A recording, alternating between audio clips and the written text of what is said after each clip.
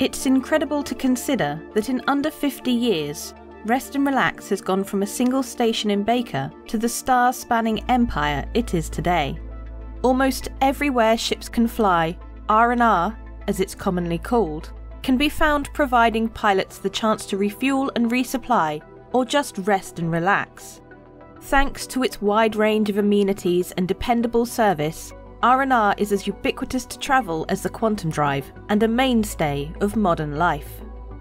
While studying to get her degree, famed economist Sally Hemsall wrote a paper supposing the direct correlation between a system's economic health and the amount of coffee consumed at rest and relax stations. Noted humanist Gore Nikori once said that visiting an R&R is as close to a universal experience as can be found among people today. Suffice to say, when engineer Johann Alejandra and hauler Kelly Teak Sabatino were building the first Rest and Relax, they had little idea the impact their company would eventually have in the UEE. The story of Rest and Relax begins with ambitious engineer Johann Alejandra proposing a daring deal to an investor. He would convert a decommissioned station into an active refueling depot in half the time and cost it would take to build a new one, but to the same quality. If Alejandra's work didn't match his words, then the upgrades done to the station would be free. His gambit worked. The investor purchased a decrepit scientific station in Baker, and Alejandra's team soon began putting his innovative construction techniques into practice, turning the station into a sprawling rest stop for haulers. A few weeks into the project, Alejandra met a brazen Baker-based hauler named Kelly Teak Sabatino. He quickly noted that her shipping concern never made a late delivery, but Sabatino truly distinguished herself when another company lost a critical shipment within the system that put his timeline and budget in serious jeopardy. Upon hearing the news, she dispatched a terrapin, located the lost ship, and even sent repair services to expedite its arrival at the station. Alejandra was amazed by her dedication.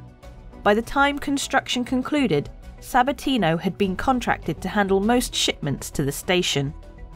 Alejandra's team completed the first Rest and Relax station faster and cheaper than even he predicted. This allowed him to exercise a clause in the contract and take an ownership stake in the company in lieu of payment for his services. Once an official owner, his first executive decision was to buy out Sabatino's shipping concern and integrate it into their infrastructure. Sabatino only accepted the offer after being offered an ownership stake in the company, thus cementing one of the most significant business relationships of the last century. While Alejandra and Sabatino have become industry icons, their business partner, who provided the capital for the project, has remained relatively unknown. Recently, however, it has come to light that R&R's success may owe more to this investor than previously believed. Simply, Rest and Relax would not exist if not for Mahir Eriksson, the initially unnamed investor who purchased the outdated scientific station that became the first R&R. Eriksson already had a long and distinguished career investing in startups when Alejandra approached him with that daring offer. Eriksson's lawyers drew up the initial contract, which included two clauses that proved to be prescient. One was the option that allowed Alejandra to take an ownership stake in the company, and the other stipulated that Eriksson's involvement would remain a secret. Chung Christoph's The Secret History of Rest and Relax first revealed Eriksson's involvement in the company after years of extensive research and interviews. In the book, Christoph claims Eriksson wanted to get involved in the day-to-day operations of a business, but avoid the intense public criticism that often came with it. For years, he wearily watched others mismanage his investments and believed he could do better. But his incredible business acumen could only be matched by his desire to stay out of the public eye.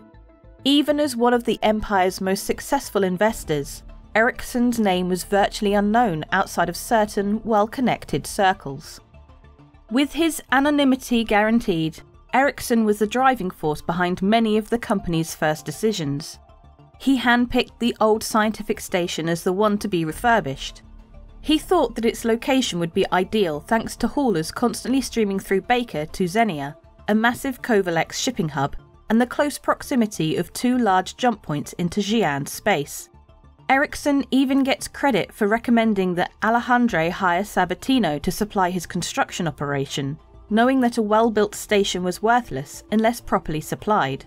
He also went ahead and, unbeknownst to Alejandro, purchased a second station while the first one was still under construction.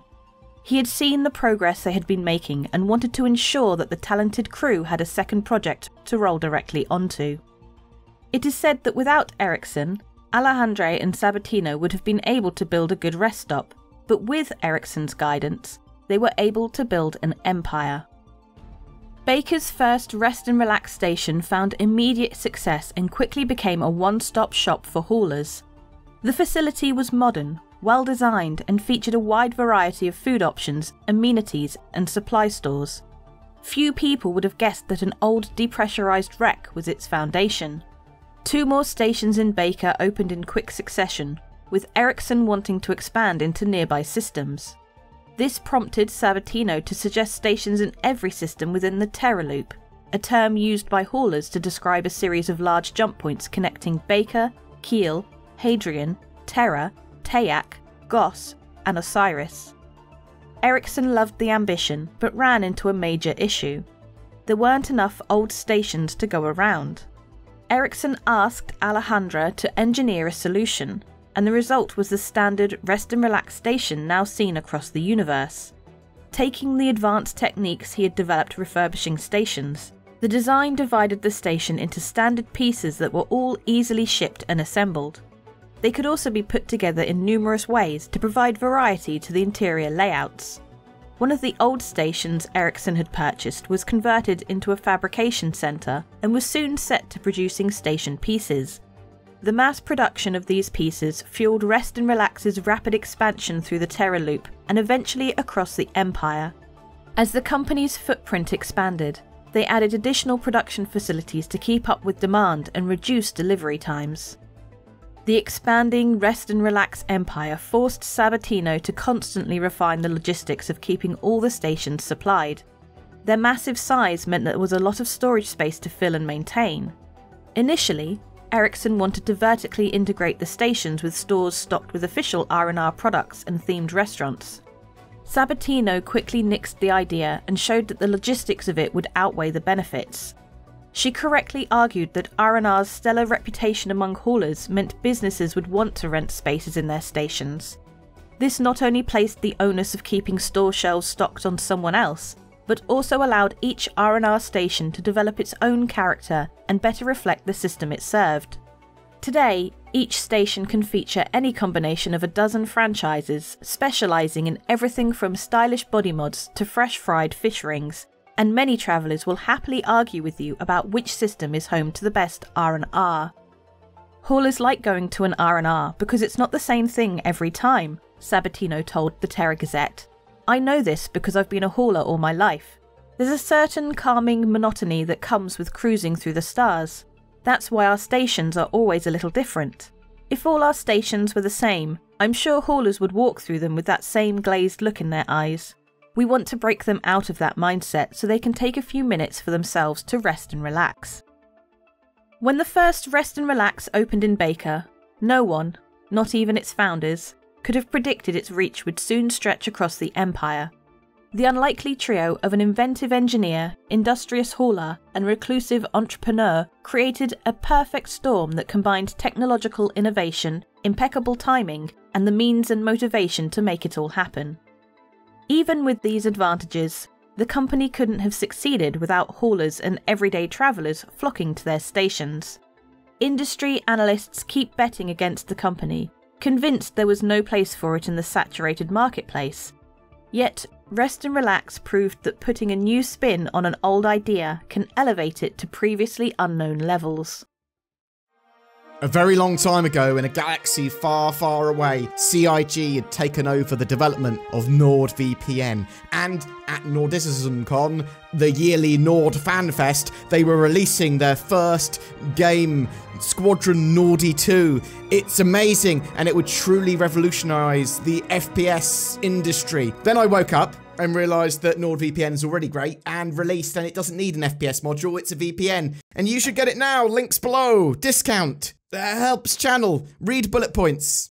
Every month we have a ship giveaway. For October, it's for a Drake Corsair with a game package and lifetime insurance. All you have to do to be in for a chance of winning that lovely Star Citizen access and ship that can be used for exploration, but it's also this cool little multi-role, multi-crew ship. You just need a comment on any of our videos made during October. That will go into the hat. It's not a hat, it's a spreadsheet. It goes into that, and then a random person is chosen. With the addition of Alpha 4.0 and Pyro, there's going to be tons more to see and explore. The Corsair is perfect for that. Good luck.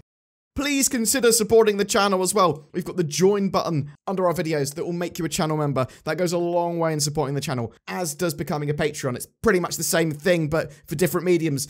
You can also like, comment, share, or sub, things like that. That all helps with the channel hugely. We are also gathering questions for CitizenCon, so chuck those in the comments below as well. If I find any appropriate devs, I will ask your question, or I will probably amalgamate lots of questions together and make them more concise. Thank you so much for your support and watching, and I hope you have a great October.